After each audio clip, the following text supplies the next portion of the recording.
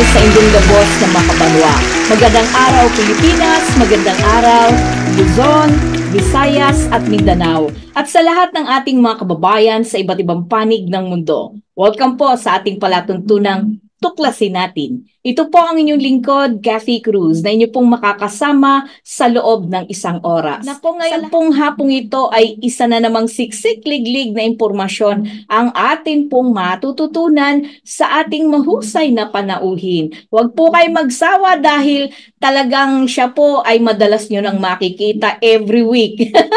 Sa Tuklasin Natin, magiging mainstay po natin siya pagdating sa ating usapang alamin ang batas. Dahil yan po ang nag-iisa lang para sa akin na talagang reliable ang mga impormasyon na ibibigay po sa atin. Ang atin pong panauhin, mga kaibigan, ay isang CPA top-notcher.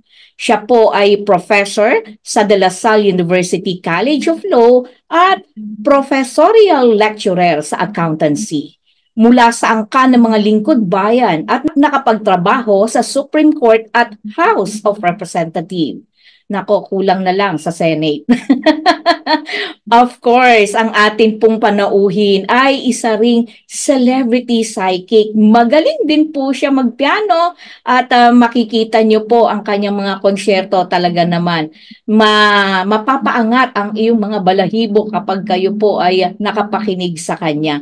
Hindi ko na patatagalin dahil ang atin pong magaling na panauhin ngayon ay walang iba kundi si Attorney Nick Nangit. Magandang hapon sa iyo, Attorney Nick.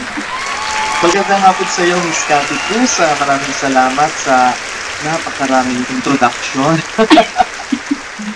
Pero maraming salamat po at of course sa lahat ng mga nakikinig sa Tuklasin Natin dito sa BBP Radio Productions. Yes po.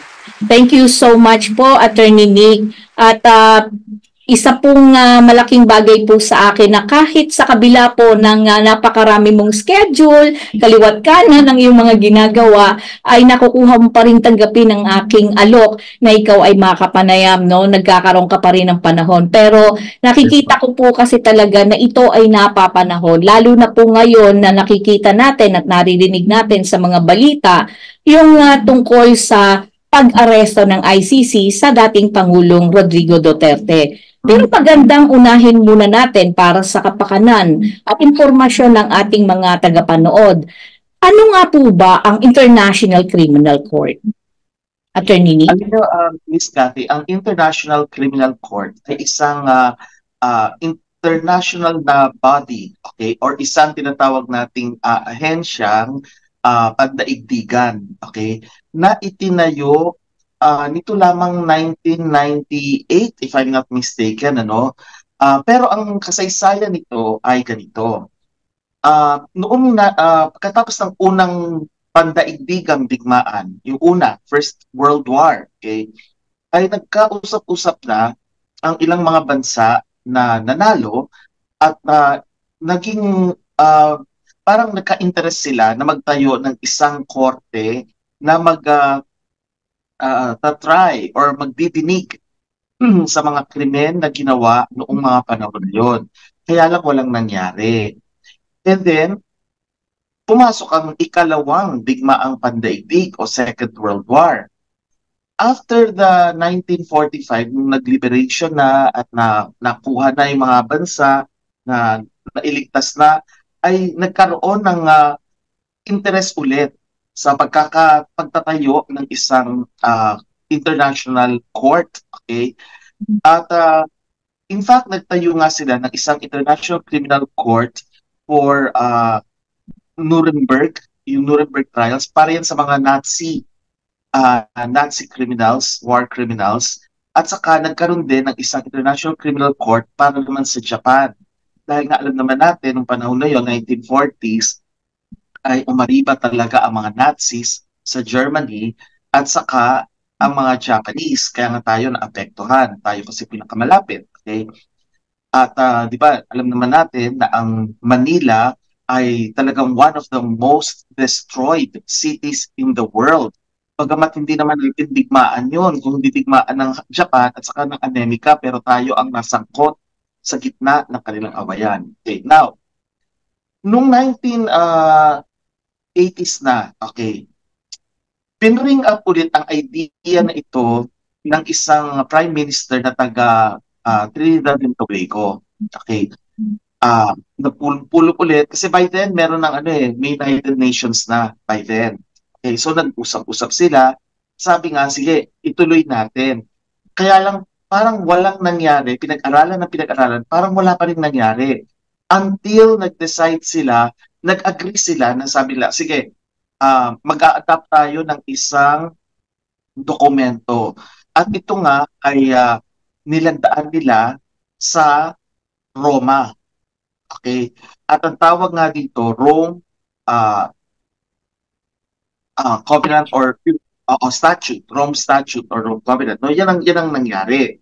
Tapos, kaya lang, alam mo kasi ang proseso, hindi basta-basta na naglagda sila sa isang resolusyon na sabi nila kasi magtatayo tayo ng International Criminal Court. Kinakailangan pumirma pa yung mga bansa at pumirma nga sila. Nung pumirma sila, it was already in 2002. Okay? So, ang nangyari, na-adapt yung Rome Statute noong 1998 at ito ay tinatawag na enter into force. Ibig sabihin, nagkaroon ng puwersa noon lamang 2002. Okay? Bakit? Kasi lumagda na nga yung mga bansa dun sa Rome Statute. Pagkatapos, niratifika, ibig sabihin, bawat bansa sa kanilang mga teritoryo, nag-agree din yung kanilang mga sistemang politikal. Halimbawa, kung meron silang parliamentary system, o kaya kung meron silang presidential system, ganyan, depende sa sistema nila, sumang-ayon din ang kanilang mga pamahalaan. At tawag doon ratifikasyon. So, nung una, pinirmahan lamang ng mga representatives ng mga bansa, pero hindi pa nagte-take force, hindi pa nagiging nagkakaroon ng puwersa, kasi hindi pa naman sumasang-ayon ang mga kanilang mga political systems. Okay? Nag-agree na sila noong 2002. Kaya nag-enter into force. Okay? So, ayun. Starting 2002, nagkaroon na tayo tinatawag na International Criminal Court. Okay? At ito ang magdidinig sa mga kaso kriminal. Okay? Criminal cases. Kaya nga tinawag na Criminal Court. Pero mga criminal cases na pang-international o pandaigdigan ang lawak niya. Yun ang International Criminal Court, Miss. Siguro, okay, medyo mahaba pala ang kasaysayan kung ano yung International Criminal Court. Pero, sino-sino po ba, Attorney Nick, ang binubuo nito? Tama po ba ako ng pangunawa kanina? Iba't ibang mga bansa nung time na yon. Ibig sabihin, from Asia, from Europe, mga ganun po ba? Can you explain further? Yes, Miss Cathy. Iba't ibang bansa. Sa unang paglalagda pa lang nila, nung inadopt yung Rome Statute, 120 countries, 100 mahigit ang mga lumagda. Iba't iba. Okay. Kaya lamang, hindi pumirma, umayaw dito sa tratado na ito, kumbaga hindi sila pumapayag. Okay, dito sa kasunduan nito, yung paglagda, at sino-sino ang mga bansang ito?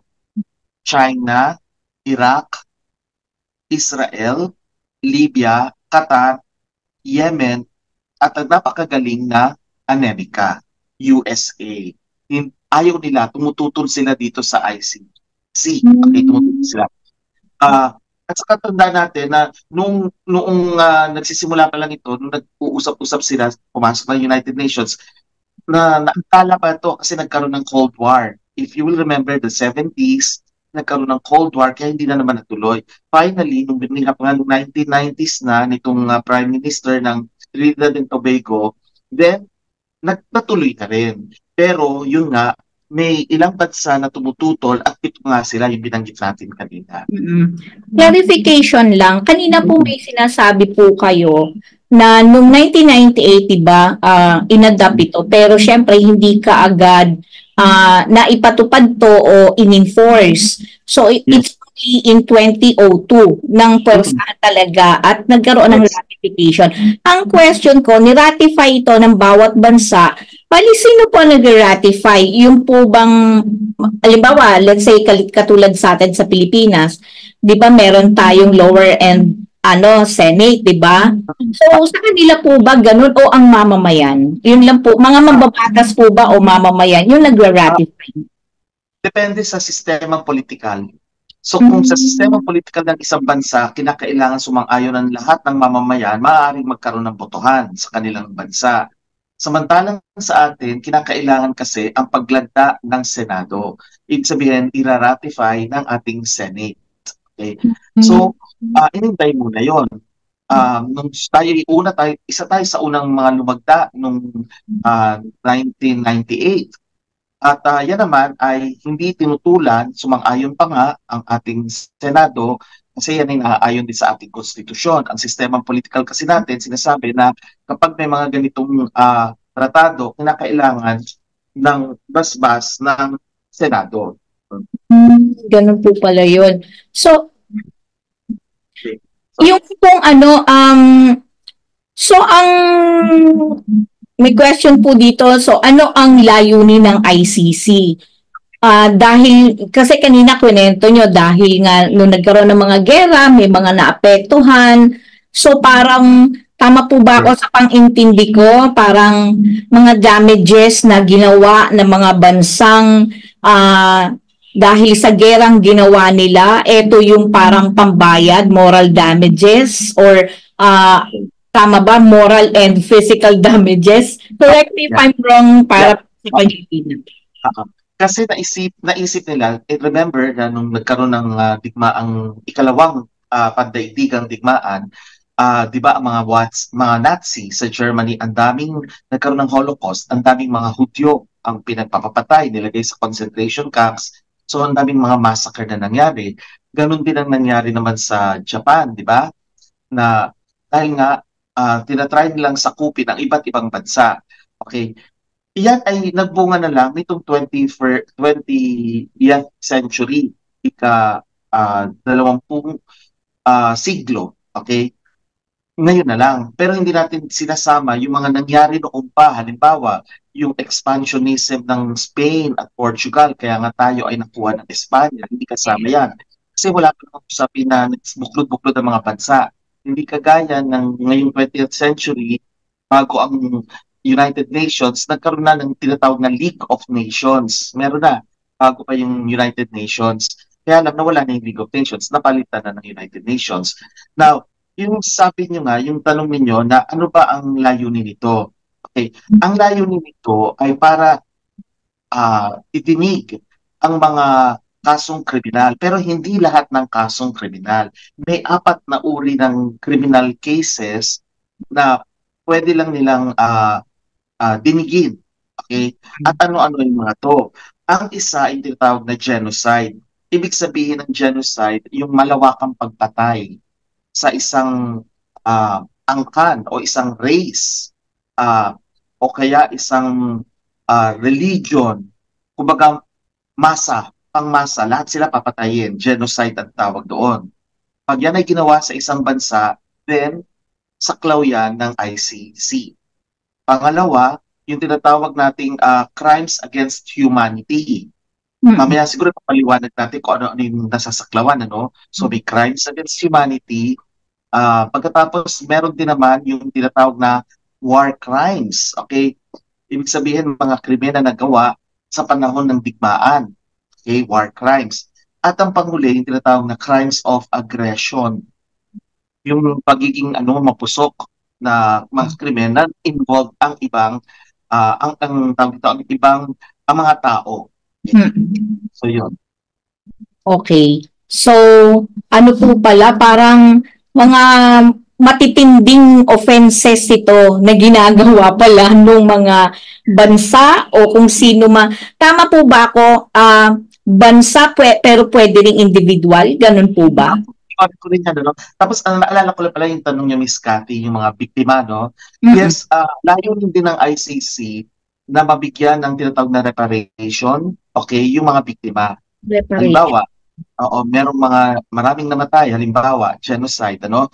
So, maniningil, bukod sa makukulong kung sino man ang nag-utos ng malawakang pagpatay sa mga mamamayan ng kanyang bansa, ay mananapit siya, so makukulong siya. Bukod pa dyan ay magkakaroon ng pagbabayad, compensation, o kaya tinatawag na reparation sa mga pamilya ng mga biktima. Yun ang like sa salary. Ngayon, yung isang tanong ninyo na kung mga bansa ba, let's say, kasama ba dyan? Hindi. At dyan natin ipapasok yung kaibahan ng ICC sa ICJ. Magkaiba yung dalawang yan. Okay. Iba ang International Criminal Court sa International Court of Justice. Okay. Magkaiba. Oo. Ang International Criminal Court, ang kanyang saklaw ay isang tao, okay, maaaring pinuno siya o kaya maski hindi siya pinuno, na ah, nag-commit nung apat na crimes na binanggit natin. Okay? Pag siya ang pasimuno o may kinalaman siya doon, pwede siyang managot sa ilalim ng ICC, International Criminal Court. Ang Okay. ICJ naman, yan ay ang pinag-uusapan, hitwaan ng isang bansa laban sa isa na namang bansa. So, bansa sa bansa. O kaya kung hihingi ng legal opinion, advisory opinion ng isang bansa tungkol sa isang hitwaan, bagamat walang hitwaan, pero baka magkaroon, ICJ naman yan, International Court of Justice. So, ibig sabihin ganito, pag bansa to bansa ang nag-aaway, ICJ. ICJ. Yes. Kapag naman, isang tao ang nag-commit ng mga krimen, ICC naman yon. Wow. At least nalaman ko loud and clear, no? At katulad nga ng sinasabi nyo, so dahil may diferensya, pero sino po ba yung pwedeng dumulog sa ICC? Kahit sino po ba pwede? Yes, pwede yan, ano? Pero ganito ang proseso. Kasi may proseso kasi. Pwede kasi na yung mismong ICC, motu proprio, o ang tawag nila kasi sa international law ay proprio motu. Okay? Binaliktad lang. O, ibig sabihin, on its own. Ibig sabihin, sa sariling inisyatibo niya, pwedeng sila ang magsampa ng kaso or sila ang magsimula ng investigasyon para magkaroon ng kaso. Pwede yon. Pwede rin naman na i-refer ng UN Security Council. Kasi merong UN Security Council at ito ang bagamat magkaiba ha, independent kasi ang United Nations dito sa ICC, magkaiba yan, pero pwede kasing yung Security Council ng United Nations ay mag-refer ng kaso sa ICC para imbestigahan ng ICC. So yun yung pangalawa. At yung pangatlo, kapag merong deklarasyon na isusumite at nilitaan, pinirmahan para dinggin ng ICC, pwede rin yun. So yun ang mga instances kung kailan papasok ang ICC. Ang isa pang tanong ko po, obligado ba na ang lahat ng mga bansa ay maging kasapi sa ICC? Ay hindi. Hindi obligado. Kasi, di ba, una, kailangan maging state party ka muna. Importante yan sa international law. Kasi bawat bansa, nasa, ano yan international law of treaties din. Meron din tayo ganyan. Yung mga tratado ay iginagalang ng bawat bansa ang soberanya ng lahat ng bansa. So hindi pwedeng pilitin ng isang bansa na sumapi kung ayaw niya. Nirespetuhin yan. So hindi obligado, walang obligasyon kahit na sinong bansa na maging bahagi ng ICC. Kung ayaw nila, hindi sila pwedeng pilitin. Kasi naalala ko po ang Pilipinas in 2011, tama po ba ako? 2011 2013. at 2013. Oo. Sorry, 2011. Sige, tuloy niyo muna. Bali November 2011, nung pumasok during the time of Pinoy yata. Diba? Tapos lumabas tayo at parang panahon na po ni Duterte. Umalis po kasi tayo eh. Oo. 2019. Oo, 2019. So, may kapangyarihan ba ang ICC sa mga bansa na may sarili ring sistema ng hustisya? Yun po muna ang itatanong ko.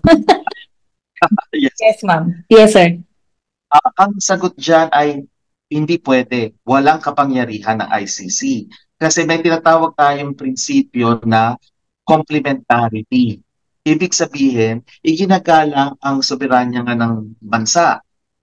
Maliban na lang kung hindi kaya ng isang bansa na panindigan or ipagpatuloy ang sistemang legal nila o yung kanilang sistemang judicial.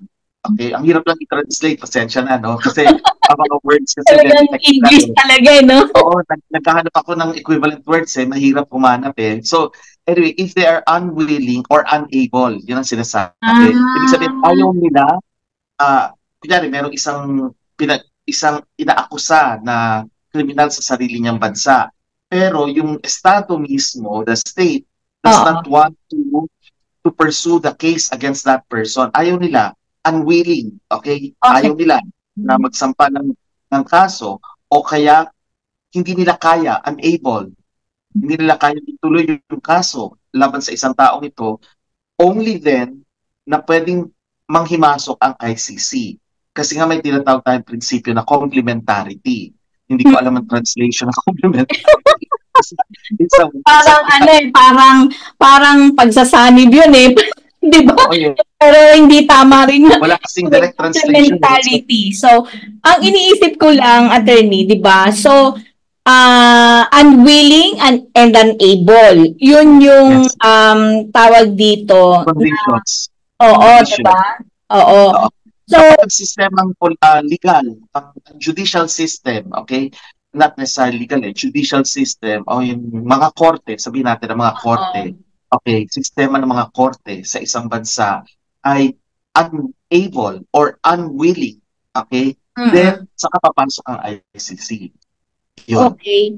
So, parang parang paano kung namumuliti ka?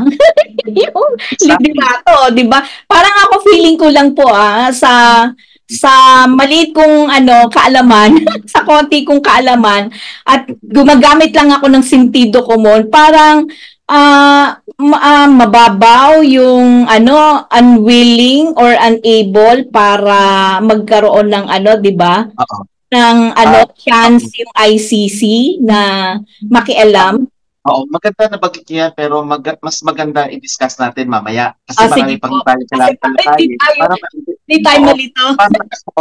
Para maintindihan lalo nila bakit merong ganon. Ano ba yung ano yung kulang or yung pagkukulang base nga sa napansin niyo na parang may something wrong. May mali or may kulang, di ba? Mamaya natin ipaliwanag yan. Oo.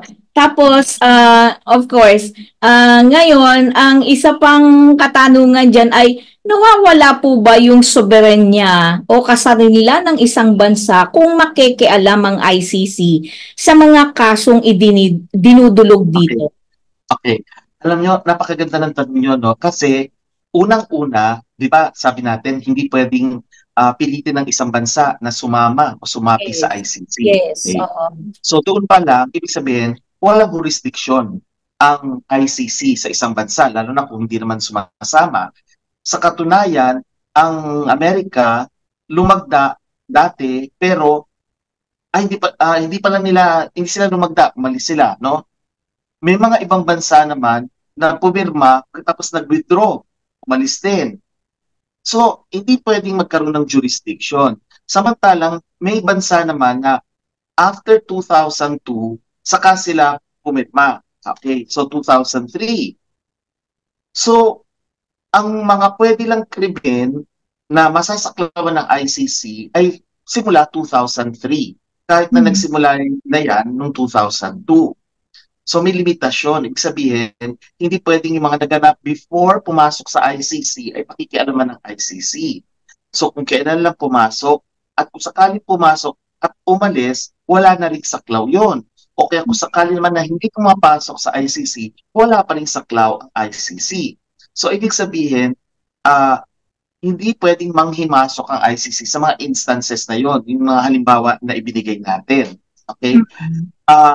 Kapag kasi yung unang rule, kinakailangan state party ka. Ibig sabihin yung bansa mo mismo ay kasama doon. Pangalawa, may tinatawag din kasi tayong national jurisdiction. Kasi may tinatawag tayong territorial jurisdiction. Ibig sabihin, naganap pa yung krimen sa loob ng teritoryo ng isang state party. At yung state party ba yun ay lumagda na, niratifika na ba ang pagsali niya sa ICC? Kapag gano'n, then sige, pwede. Merong territorial jurisdiction ng ICC. Kapag nangyari yung krimen sa loob ng bansa na yon. Kung halimbawa naman, nangyari yung krimen sa labas ng bansa. Assuming, so ang daming kondisyon, ano? So, state party nga siya. Tapos, may naganap na krimen pero hindi sa loob ng bansa, kundi sa labas. Saklaw ba yun ng ICC? Hindi yung saklaw. Kasi ang rule is kinakailangan sa loob ng teritoryo. Okay. So, titingnan yan. Meron tayong tinatawag na personal jurisdiction. Ibig sabihin naman noon is, ito bang taong ito ay nakatira doon sa teritoryo yun ng state party na lumagda, niratipika ang pagsali sa ICC. Pag yung taong yan ay yes, residente doon sa lugar na yun, then saklaw pa rin siya. Ngayon, paano kung kunyari nag-change siya ng citizenship niya nung umalis ng ibang bansa, di ba? O kaya hindi na siya doon nakatira, saklaw pa rin ba siya? Ang sabi ng ICC, dahil nung time na naganap yung mga krimen, nandoon siya nakatira sa teritoryo yon at yung teritoryo yon ay teritoryo ng Estado, state party, na lumagda at nagratipika sa pagsali sa ICC, bueno, kasama pa rin siya, saklaw pa rin siya. Kasi may tinatawag nga na personal jurisdiction. Meron din naman tinatawag na temporal jurisdiction. Ibig sabihin, yung panahon na nung naganap ba yun, kasama na ba sila sa ICC? Pag hindi pa yun kasama sa ICC, hindi pwede. Kagaya ng nabanggit natin kanina, may isang state party, pumasok lang noong 2003. Di ba 2002? Sakala, hindi pa sila miyembro. Yung mga naganap na krimen, kung yan ay nangyari noong 2002, hindi pwedeng panghimasukan ng ICC kasi at that time, kaya temporal, hindi pa miyembro o hindi pa lumalagda at hindi pa niraratipika ng state party yung kanyang pagsali sa ICC. So napaka-importante po pala ng element of date. No? Yes. Napaka-importante para dun sa jurisdiction.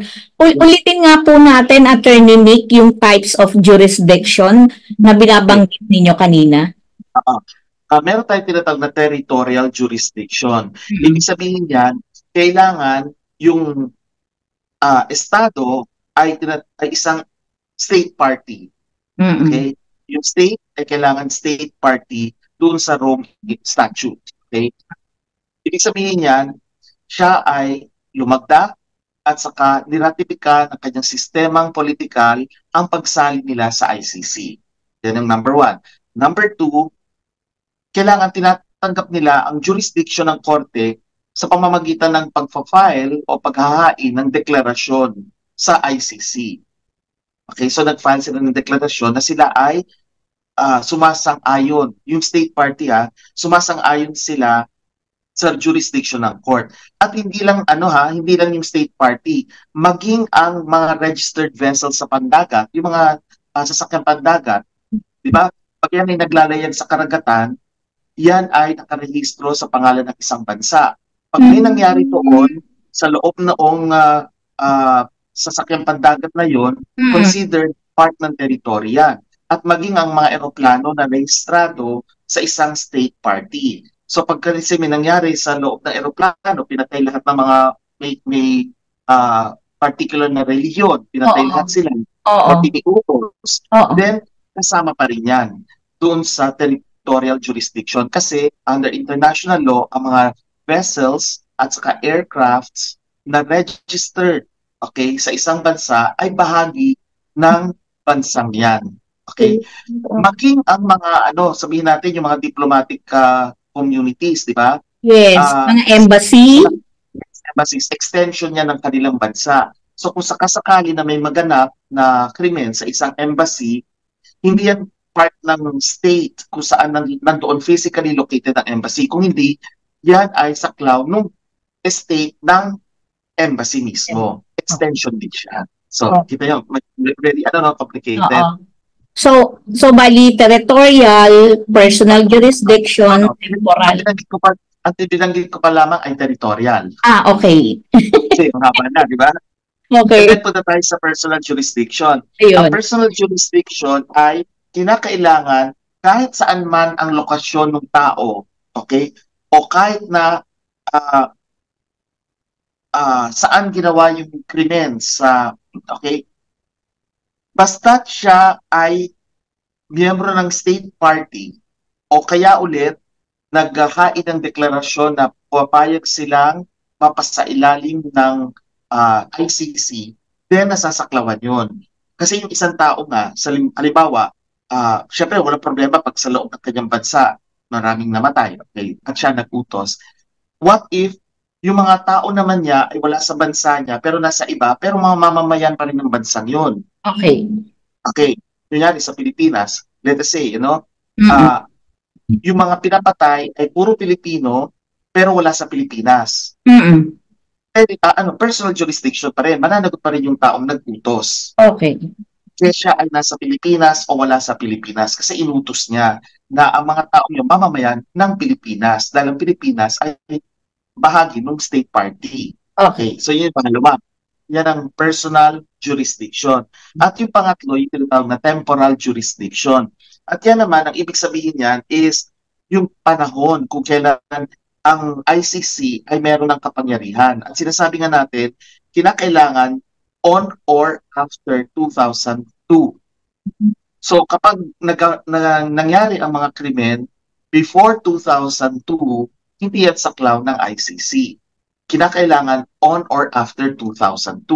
So kung sumali lamang yung isang state party 2005, o Oo. maski ngayon 2024, Oo. ngayon pa lang yung mga krimen na ginawa ngayon ang saklaw.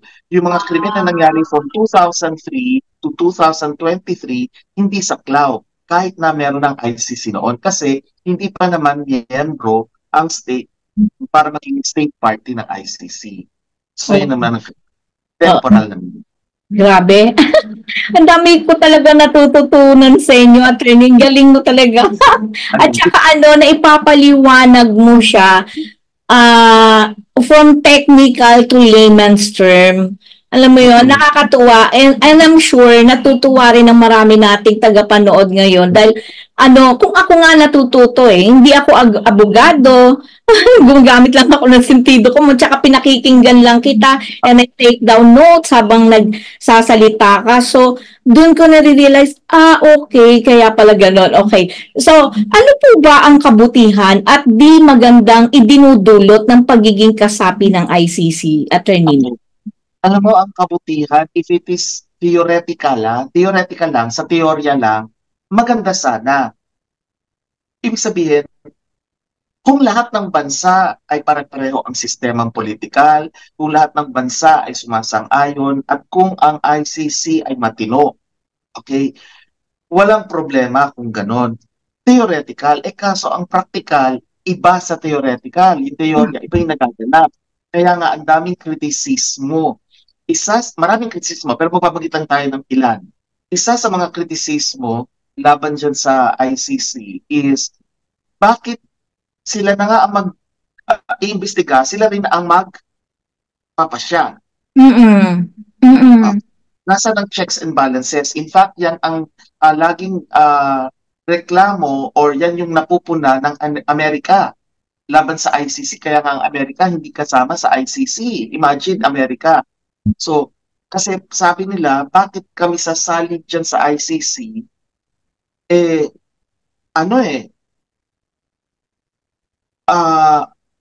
Kung sasali kami dyan, hindi naman kasi perfecto ang ICC.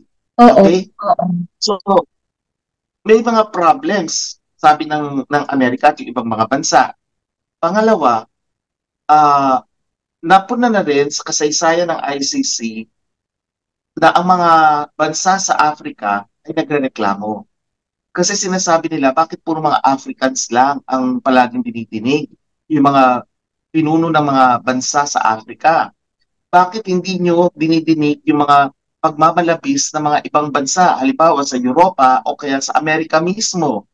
So, yun ang sinasabi nila. Pangatlo, at ito na po na ko to, no? Bakit kung sino pa yung mga agresibo, sila yung hindi ayaw masaklawan ng ICC. Oo nga. Samantalang yung mga biktima, like tayong bansa natin, wala naman tayong kinakaawit, wala naman tayong naglo-launch ng digmaang pandaigdig. Lagi lang tayo nasasabit, di ba? Oo. Bakit tayo pinupuntirya?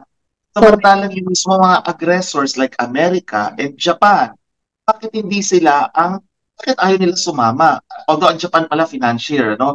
Pero ang Amerika, number one na aggressor yan. Bakit hindi sila sumasang-ayon na masaklawan sila ng ICC? So napansin nyo, may mga loopholes. Okay? So kung sa sistemang teorya lang, maganda. Pero sa pag-apply ng practicality, maraming kritisismo, maraming pagpuna ang inilalabas na maraming mga edukadong tao o mga nakapaluhasa sa batas. Naalala ko nga, Attorney Nick, yung isang sinabi dati ni Pangulong Rodrigo Duterte noong 76 United Nations General Assembly in September 22, 2021.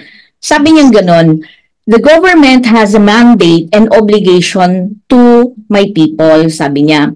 "We will deal with all criminals and including terrorists with the full force of our laws. Yeah. The Filipino people want to live in peace, security in their homes and community, free from harm and danger from the lawless. But achieving this goal has not been without challenges. As you hear, this is in no uncertainty term. The law applies to all. I have instructed the Department of Justice and the Philippine National Police to review the conduct of our campaign against illegal drugs. Those who acted beyond bounds during operations shall be made accountable before our law. We recently finalized the United Nations, our joint program on the human rights. This is a model for constructed engagement between a sovereign member state and the United Nations." Parang ang ko lang dito, Attorney Nick, is intindi ko lang po dun sa nakita ko kasi yan message niya sa YouTube yan inano ko lang tinake down notes ko lang kasi sabi kong ganun, syempre obligasyon niya, 'di ba, bilang presidente na tiyakin na ligtas yung buhay ng kanyang mamamayan, hindi lang sa komunidad kundi mismo sa pamilya. Alam naman natin na etong illegal drugs ay talagang isa lang daw ang magkaroon ng gumagamit ng illegal na droga, naaapektuhan daw ang buong pamilya. And worse is the whole community talagang apektado at hindi talaga maganda ang nagiging resulta. At dahil sa ganyan, may mga hindi inaasahan na nangyayari. At ang sabi nga niya, pero sabi niya ganon, yung mga nag-abuso na mga law enforcers naman, talagang sinasabihan din naman niya ang DOJ at ang PNP na i-review yung mga ginawang operation. At sabi nga niya na ang lang din niya, binanggit niya nga rin para sa United Nations, parang mukhang kinakailangan din daw na tignan yung human rights na model, mukhang kinakailangan i-reconstruct sa pagitan ng isang bansa at ng isang estado at ng United Nations. Tama po ba ako sa ganon, Attorney Nick? Mas magaling ka magpaliwanag. Tama naman. Lubuin ko lang yung nasa isip ko at pag-intindi ko doon sa sinabi niya, Attorney Nick. Tama naman yung sinabi niyo kasi nga una, iginagalang naman ng ICC ang soberanya ng bawat bansa, di ba? Hindi nila pwedeng pilitin. Now, kung sakaling sumali na ang isang bansa at naging state party sa ICC, then nasa ilalim na yan ng jurisdiction ng ICC. Kaya lang, kinakailangan mapatunayan ng ICC na ang sistemang legal o yung judicial system, even the courts, ay hindi nagfa-function. Kailangan hindi na tumatakbo o kaya kung sakali mang may kinasuhan doon na isang pinuno, tapos may bias o kaya may duda, kaya na-acquit, pwedeng manghimasok pa rin ang ICC. Ganun ang mangyayari. Kaya kailangan yung bansa mismo ay patunayan na una, yung police enforcement system nila ay gumagana. At pangalawa, yung courts nila are functioning well. Okay? Kasi kapag gumagana ang police enforcement at saka nagfa-function naman ng maayos ang mga korte, hindi pwedeng manghimasok ang ICC. Kasi nga, wala namang basbas ang ICC mula sa mga citizens, mga mamamayan. Dahil mga mamamayan, binoto nila ang isang pinuno at maging yung mga representante o kaya mga senador, umaasa na tatakbo ng maayos ang sistemang legal. Kung tumatakbo naman pala sistemang legal, walang basehan ang ICC na manghimasok. Bukod pa dyan, gusto ko lang idagdag yung kanina na checks and balances, di ba? Sa ating sistemang legal, meron tayong prosecution.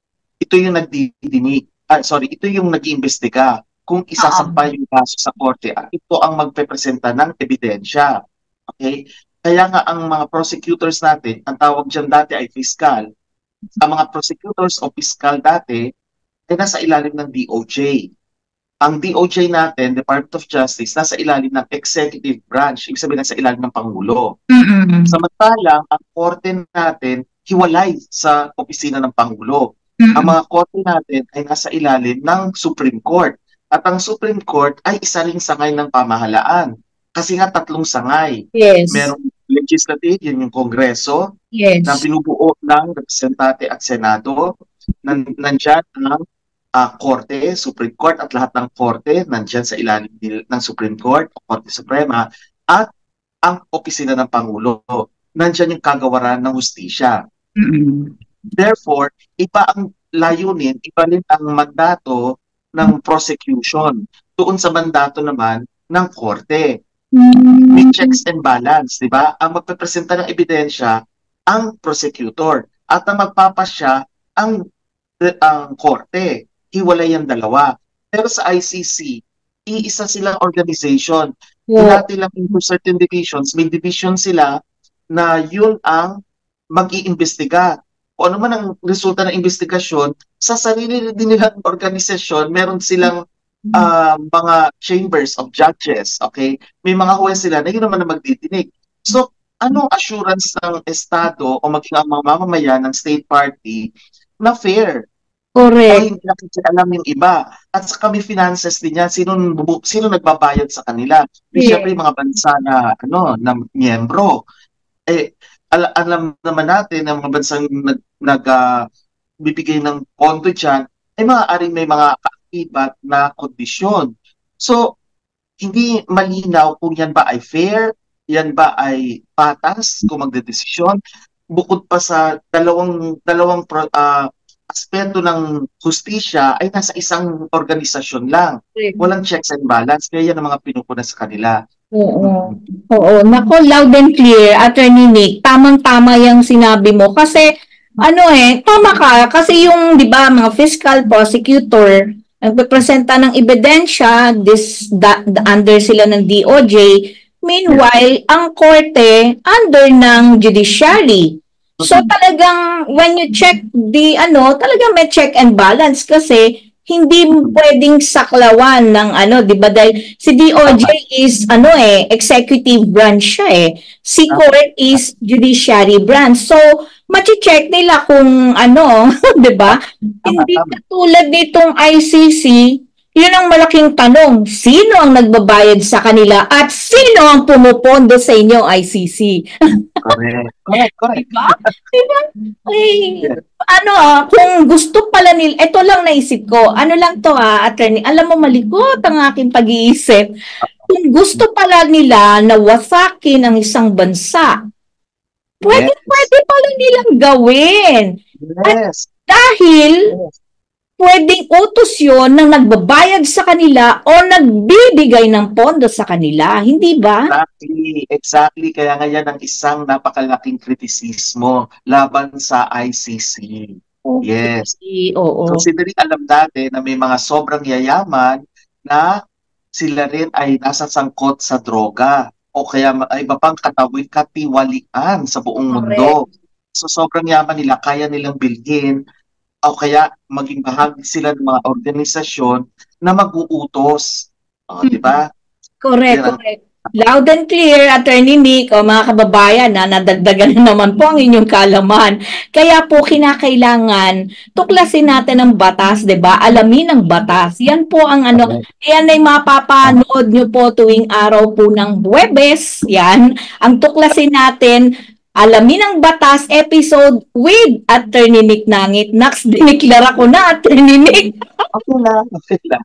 Diba? Kaya tuwing araw po ng Huwebes, abangan nyo po ang tuklasin natin dahil marami po kayong matututunan kay Attorney Nick.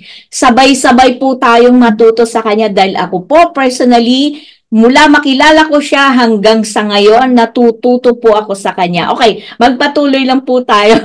No? Bago po tayo magpatuloy sa ikalawang bahagi po ng ating palatuntunan, ibigay po muna natin ang tagapagtaguyod ng palatuntunan ito.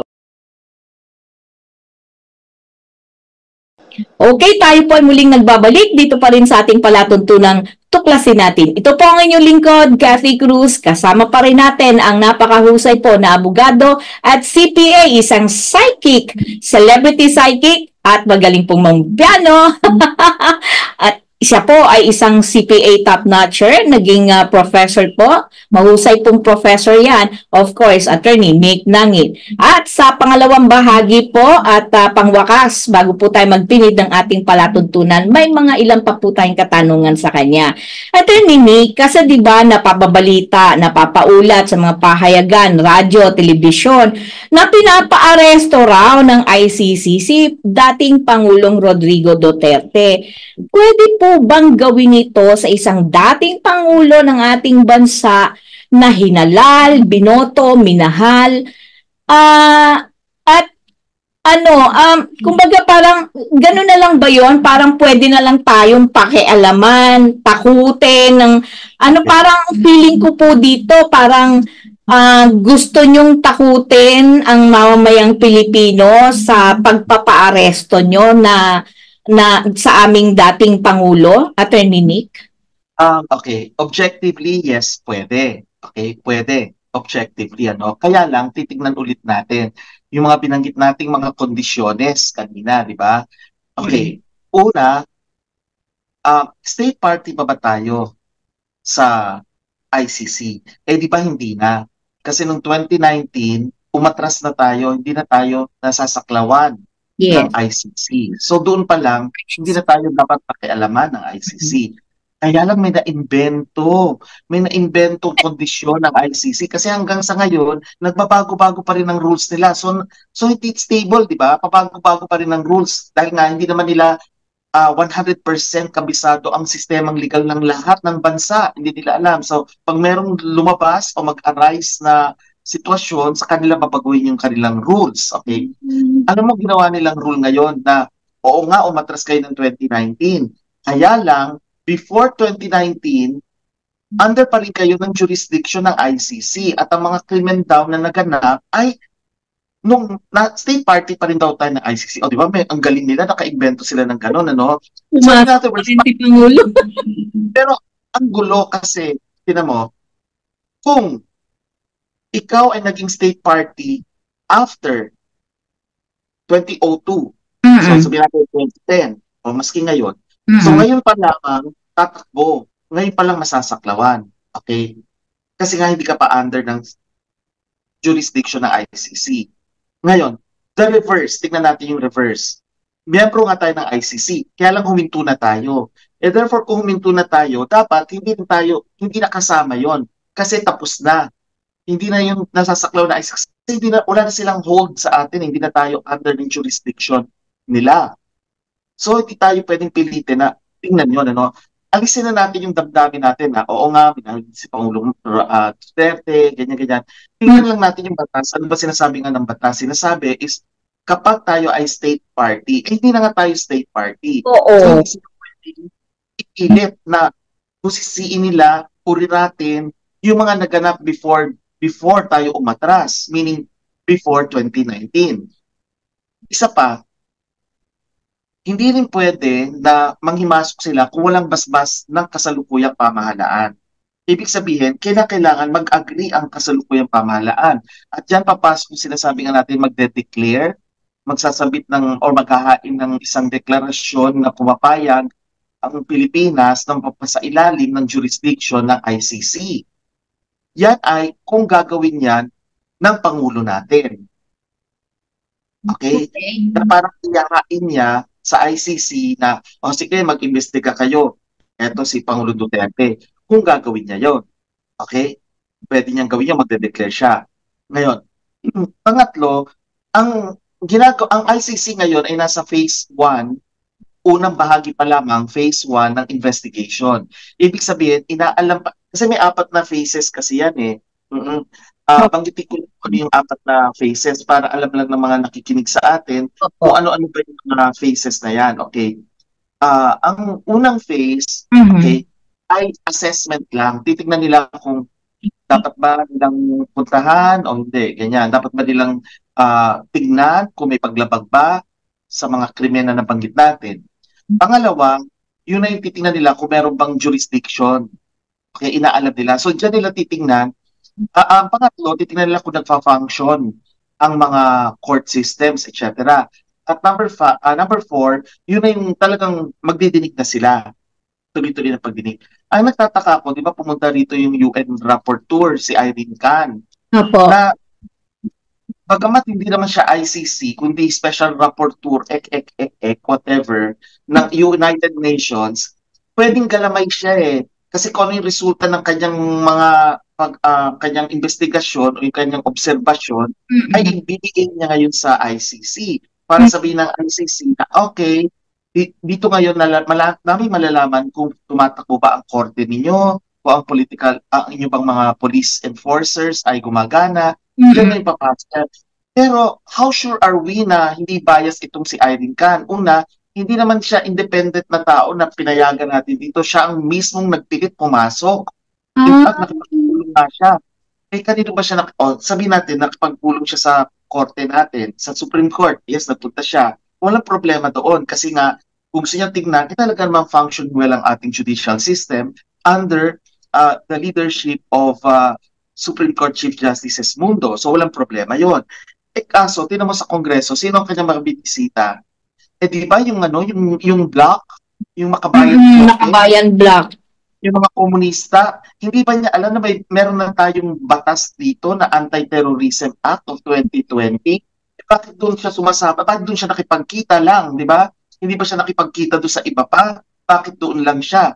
At pangalawa, bakit gumawa siya ng rekomendasyon? Sino ba humingi ng rekomendasyon niya na sinasabi niya doon, dapat daw alisin na yung NTF-ELCAC dahil outdated daw yan. At dapat daw maglabas ng isang issuance ang Pangulo daw natin na ipinagbabawal ng red tagging. Sa isip-isip ko, hindi ka lang pala nag-observe, nakikialam ka na, sino ba nagbigay sa'yo ng pahintulot, di ba?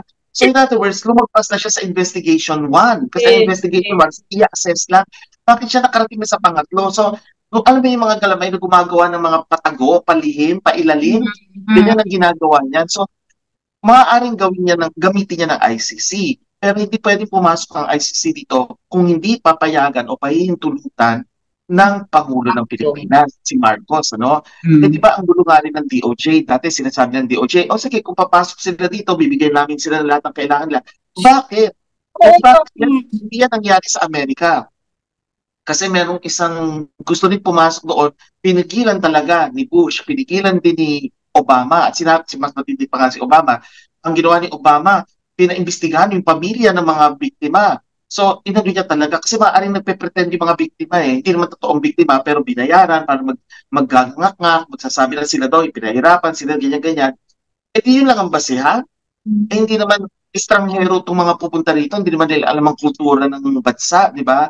So, yung mga ganong bagay, kung yan ang nagawa ng Anemika, bakit hindi natin kayang gawin? Yung unang pronouncement itong seremorya, parang sinasabi niya na okay lang daw kasi tutulong kami kung kailangan nila. Bakit? Bakit ka tutulong? Official function ba yan? Pangalawa, ngayon nagbago na siya ng timpla at sinasabi niya na hindi kami nasa sa ilalim ng ICC. Bakit nagbago siya? Pagig si Pangulong Marcos, dati sinasabi lang niya na kung bibisita lang sila dito bilang turista, okay, fine. Turista ba yung nakipagpulong sa Makabayan Bloke? Hindi Correct. gano'n naman gawa ng turista at saka official functions yun. At saka ngayon biglang nagsabi na si Pangulong Marcos na sinasabi niya na hindi tayo sa ilalim ng ICC. Nakita niyo, pabago-bago yung timpla. And Oo. therefore, and since it is a political matter, umaksyon na rin ang Pangulong Duterte natin, yung dating Pangulong Duterte. Naglabas ngayon siya ng kanyang hinaing. Panlaban naman niya kay Pangulong Marcos. Kung sakasakali payagan ni Pangulong Marcos dito. At ngayon nga, di ba sinabi nga niya na adik ang Pangulong Marcos. Di ba Oh, sabi ni Duterte yes. yan? Diba? Yes. And Yes. then, because of that, nakita niyo nagbago ang timpla ni President Marcos. Bigla Ah, niya sinabi na hindi na okay. natin papayagan ang ICC. Siguro, hindi natin alam ang dahilan niya. Basta bigla siya umatras. Pero ang sinabi din ni Pangulong Marcos, di ba? Kahit nasugurin siya rito, lalaban siya. Lalaban niya kung sino mag-aaresto sa kanya. Di ba? Oo. Pero alam mo naman, mass media, ang mainstream media, pinalalaki. Kasi alam din natin na ang mainstream media napasok na rin o na-infiltrate ng mga bayaran ng Correct. mga nasa ibang bansa. Kaya pwedeng palakihin ang apoy kahit na wala namang apoy o bigyan ng anggulo para lang ipakita na talagang kawawa si Pangulo Duterte at nagkakipin na siya. Kahit naman hindi totoo. So ang basehan lang natin kung ano nakikita natin at naririnig at ang sinasabi nga ni Pangulong Marcos, hindi tayo nasa ilalim ng jurisdiction ng ICC. Tapos, yun na dapat. Pero kailangan mag-ingat pa rin si Pangulong Duterte. Mahirap kasing magtiwala siya sa sinabing gano'n dahil pabago-bago nga mismo anti siya sa ilalim ng Pangulo. Yung pabago-bago. O di kailangan proteksyonan din niya ang kanyang sarili. Pero pwedeng gawin ng ICC yun. Kaya lang, ang harapin ngayon ng paghimagsik ng mga tao. Yun na lang ang tanging dahilan. Oh. So, mabigat yung sinabi mo yan, Attorney Nick. Kumbaga parang naano lang ako kasi that explains kung bakit si Pangulong Rodrigo Duterte, yung kampo niya ay nagsagawa ng prayer rally sa Davao para makapag-isip-isip itong hindi kami nagbibiro dahil may katwiran siya Kaya pala, hindi, ngayon ko nabubuo sa isipan ko, bangag ka noon, bangag ka ngayon, presidente ka. Diba? Yun ang sabi. Correct. So that explains ang connection doon sa ICC. Yes. Because Yes. of yung fight against illegal drugs, yung kampanya ng Pangulong Rodrigo Duterte na kinakasuhan siya sa ICC. Yes. I see. Ang ginagawa ng ICC kasi is gagamitin yung tinatawag na extrajudicial killings laban kay Pangulong Marcos. Yes. Although ang ginagawa naman ni Pangulong Marcos is anti-drugs. Alam naman natin sa buong mundo na dumadami ang mga narcotic societies. Halimbawa, sa Amerika pa lamang, di ba yung Philadelphia, ang daming zombies na doon, yung mga lulong sa cocaine, di ba? Wala na sila sa ulirat nila, mga nasa kalye na, di ba? Doon na nagkakalat na sila. Okay, pero hindi napapasok ng ICC kasi nga ayaw ng Anemika. Kasi nga may mga narco societies na. So ngayon, syempre yung mga narco societies, sino ba nakikinabang? May mga mayayaman na mga drug lords, di ba? So pwedeng makipagkonsyaba yan, pwedeng saan? Pwedeng makipagkonsyaba yan sa mainstream media, magkalat ng maling impormasyon. Pwedeng bilhin yan yung mga tao para magpanggap na sila ay mga biktima. At pwede din naman utusan ang ICC through certain organs or bodies, di ba? Maraming pwedeng maganap para lang makapasok. Sakali, pwede din naman utusan ng mga bansang nagpopondo sa ICC magbigay ng mga economic restrictions sa Pilipinas para mapilitan ang Pangulong Marcos na ialay si Pangulong Duterte.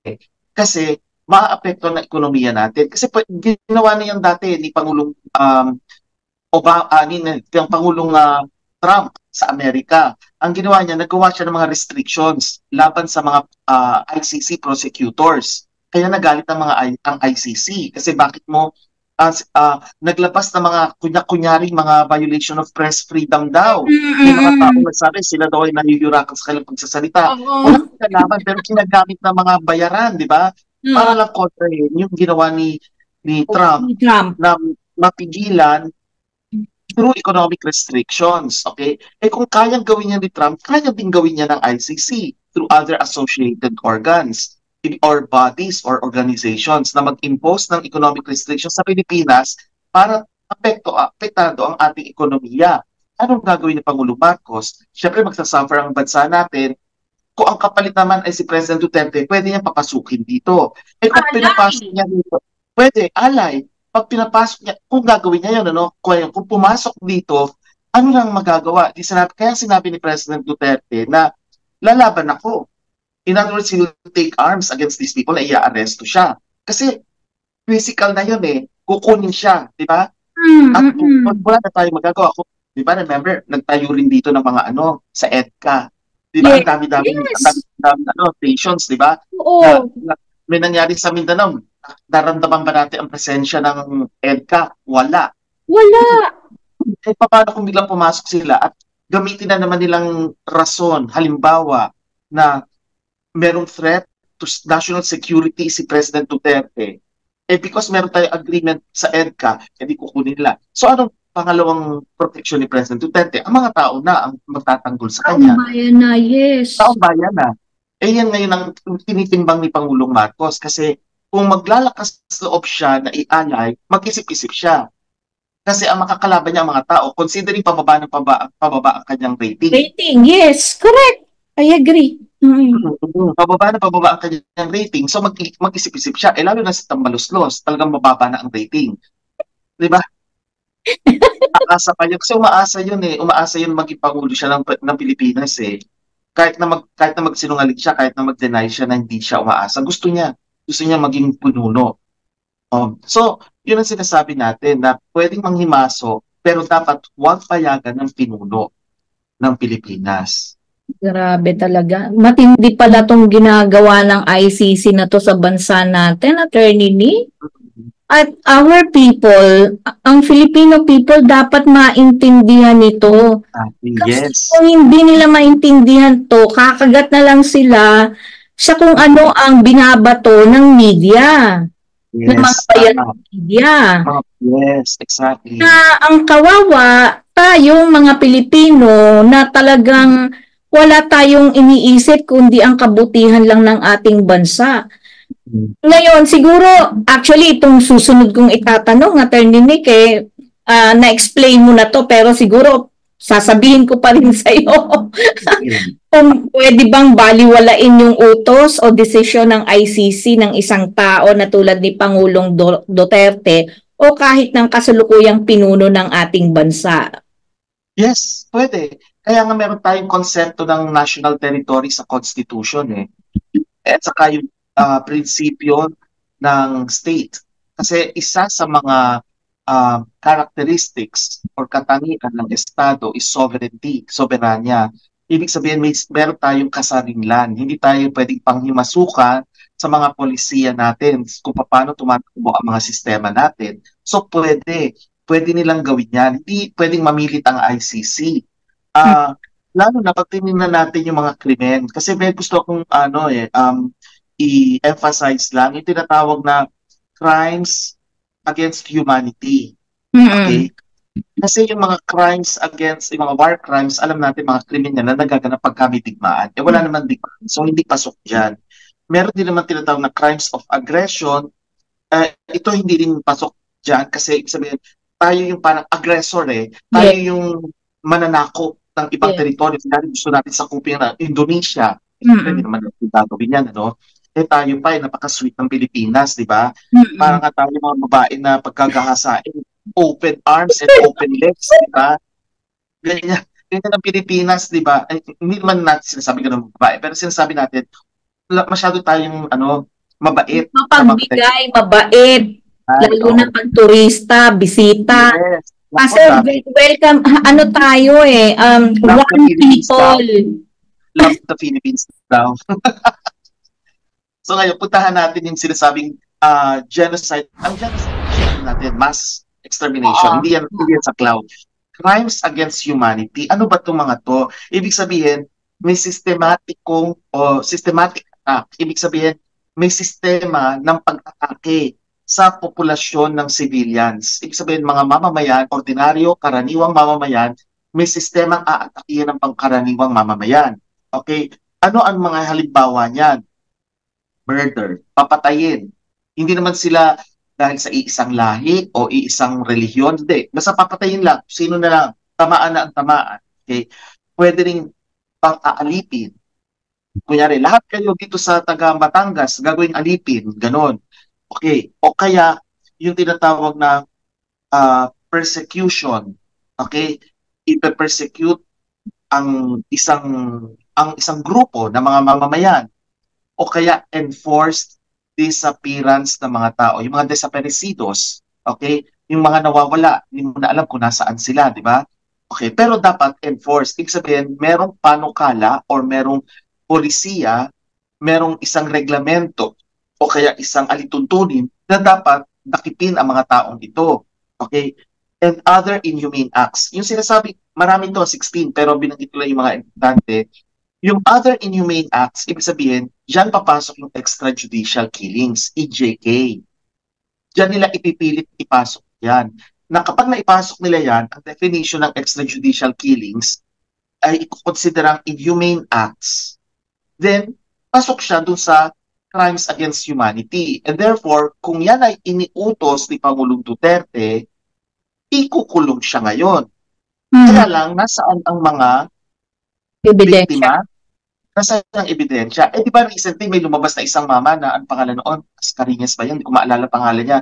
Basta lumabas na isang mama at tinuturo niya dati daw siyang miyembro ng death squad. Di ba meron ganyan? Nasa ulat yan eh. Tapos tinuturo niya, maging na si Sara Duterte, sinangkot na rin niya. Sinama na niya si Sara Duterte na, okay, si Pangulong Duterte ay sasabihin niya, miyembro ko ng death squad. Inuutos sa amin, yung word na inutos, ibig sabihin, policy. Kapag ganon, at sasabihin niya na mag-declare lang naman siya, susulat lang niya sa affidavit niya, tapos on the basis of that, sasabihin na kagad ng ICC na ito yung ebidensya, dapat merong titing na pang-ibang ebidensya na magpapatunay, hindi yung basta daldal lang niya. Di ba? Yun ang mahirap kasi walang specific stable rules ang ICC. So pwedeng base lamang sa salaysay ng isang tao na pwedeng magpanggap, magdedesisyon ng ICC na ito ay isang inhumane act. Kasi nga extrajudicial killing, ibig sabihin labas sa batas, wala sa ilalim ng batas, pero pinapatay mo ang isang tao. Okay? Extrajudicial killing. Kaya na wala naman tayong polisiya o alituntunin na ibinibigay ang Pangulo sa lahat ng kapulisan natin na nakipin nyo at patayin nyo to. Wala namang ganun eh. Wala. In fact, nung nasa Senado ako, Miss Cathy, nabanggit kanina na kulang na lang sa Senado ako nagtrabaho. Nagtrabaho ako sa Senado. Opo, binanggit ko po kanina, di ba? Yeah. Kaya nabanggit niya sa House. Okay. Pero tama rin naman. Tama rin. Congress tsaka sa House. Kulang pa.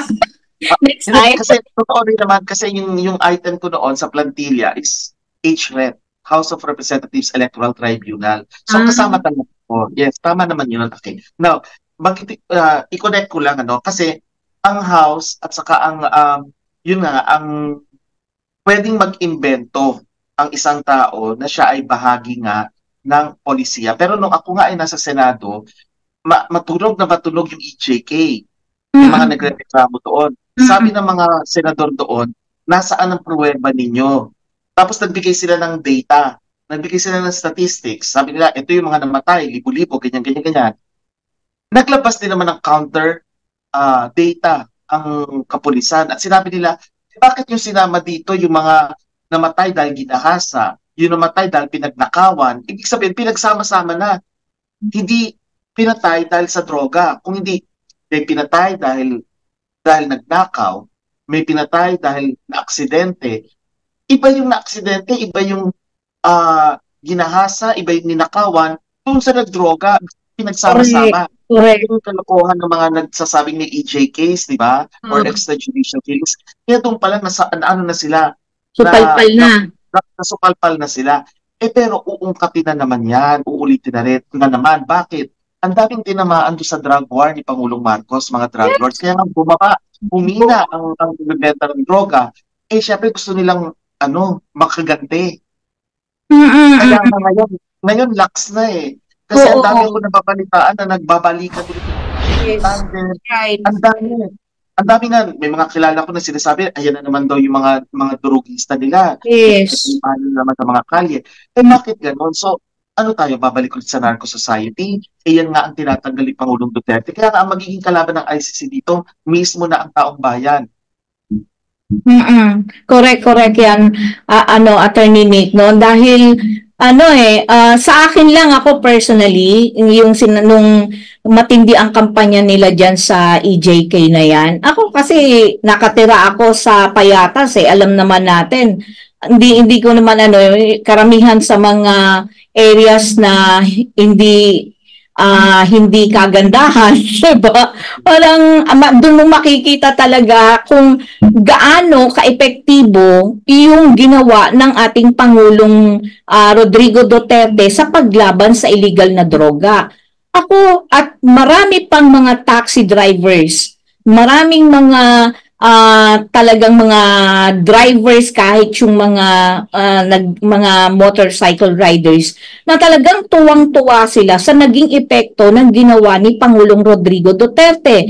Sila mismo magpapatunay itong mga driver na to na nawala nung panahon ni Pangulong Duterte ang mga kriminal, ang mga illegal na droga na sabi nga niya kung maibabalik lang yung panahon at makakabalik pa raw ang Pangulong Rodrigo Duterte, hindi na baling mahilig magmura, hindi na baling mahilig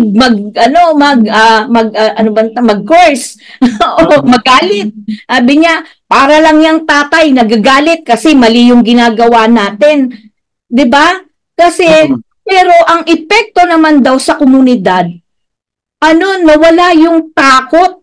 Ngayon, bumabalik na naman, Attorney Nick, ang takot ng mga mamamayan.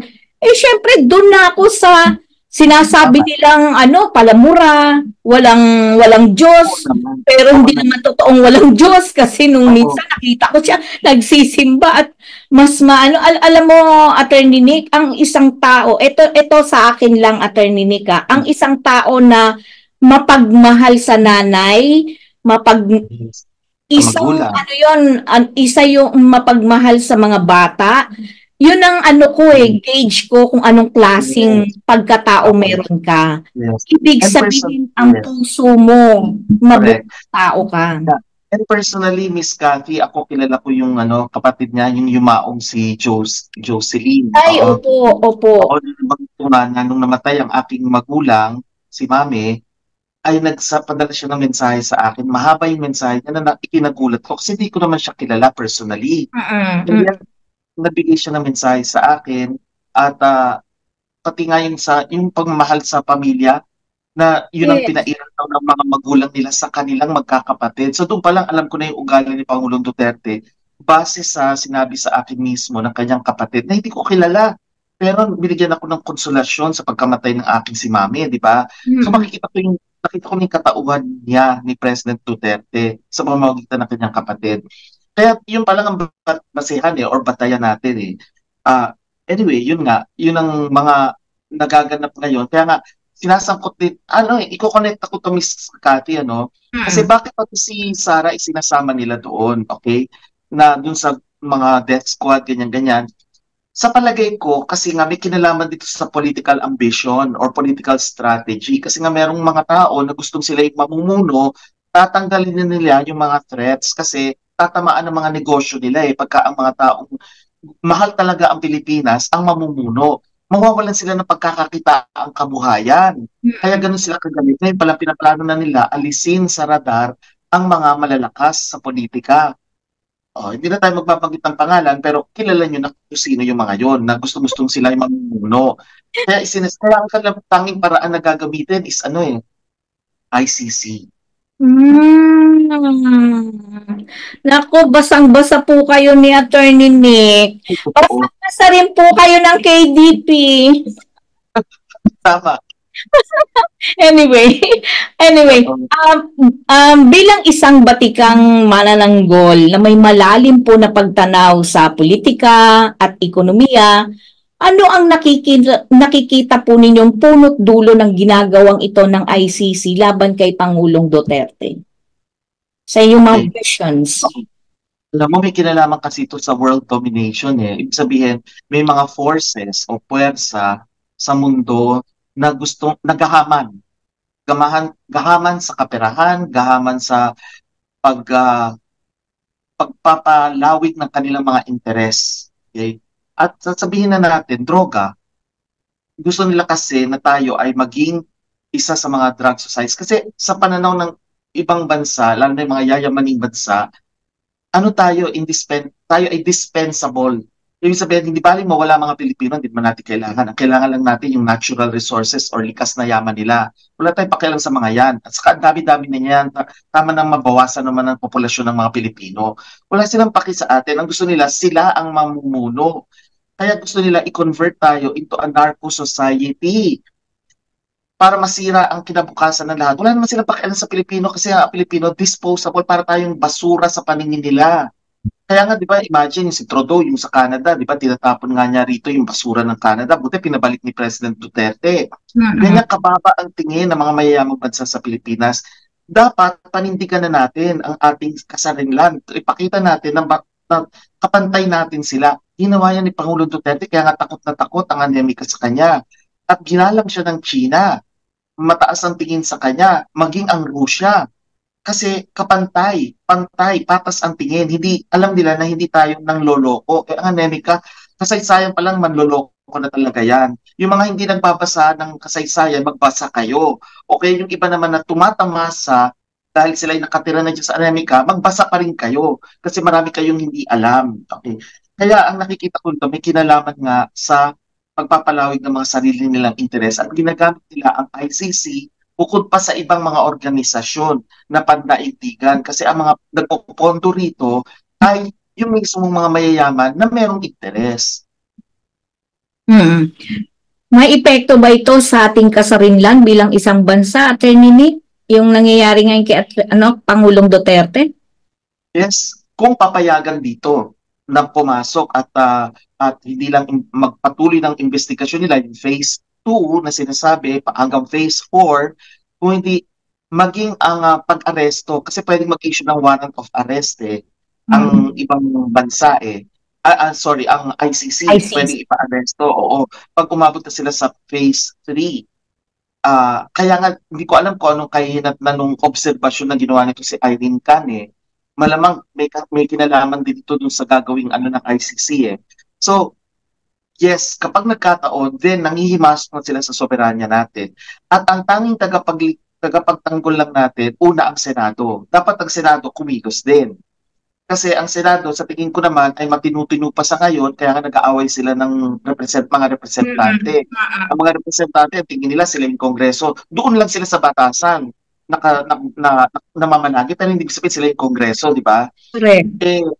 Kahit na magdadakdak ang Kongreso, kung ang Senado hindi papayag at kung ang taong bayan mismo, tayo, mga mamamayan, ang magsasalita, walang magagawa ang ICC. Pero ito ay malaking hamon sa ating soberanya.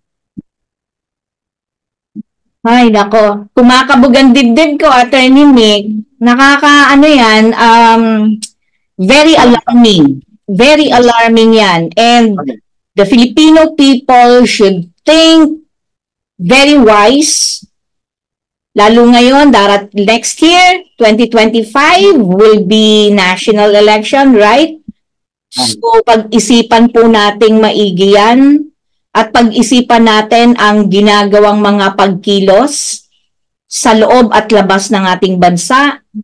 At ito pong ICC, wag po tayong magpalinlang sa mga propaganda. Isipin po natin yung kinabukasan, hindi lang po natin nakasalukuyang nabubuhay ngayon, kundi yung mga kabataan po natin ngayon na nandyan at isisilang pa, parang awa nyo na po. Attorney Nick, may nais pa po ba kayong sabihin na hindi ko na itanong o nabanggit sa inyo? Nasa inyo na po ang huling pagkakataon. Ano mo, Miss Cathy, maraming salamat sa pagkakataong ito kasi sasamantalahin ko na rin na paalalahanan at uh, paalalahanan at anyayahan ang mga nakikinig at mga nanonood dito sa channel natin na pakinggan maigi ang ating talakayan ngayon. Dahil napakahalaga nito hindi lamang para sa ating mga sarili, kundi sa kinabukasan, kagaya ng nasabi ninyo, ng mga kabataan, mga anak at apo. Dahil ang panghihimasok ng mga dayuhan sa ating bansa ay maraming paraan. At inuunti-unti nila, hindi ito isahan lang marami silang pinasok na. Kailangan bantayan natin, maging mapag-isip tayo, maging vigilant tayo sa kanilang kinikilos. At kailangan mahalin natin ang ating bansa Wala namang ibang magmamahal kundi tayo rin sa sariling atin. Thank you so much, Attorney Nick. Alam mo na, iiyak ako.